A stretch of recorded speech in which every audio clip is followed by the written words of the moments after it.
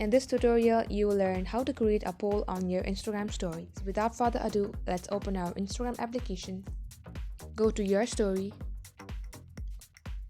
Select any photos you want to post. You can also click the camera and take a picture.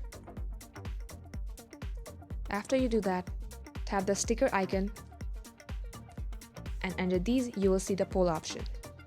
Tap your question.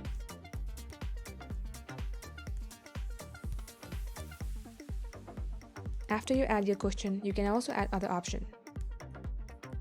Once you're done, tap right.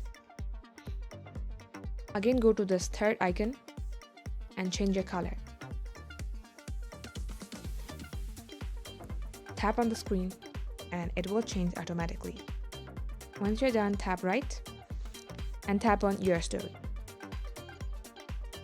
After it's uploaded, it will look like this to your followers. That is how you do it. Thank you for watching. Keep following Login Joints and we will see you soon.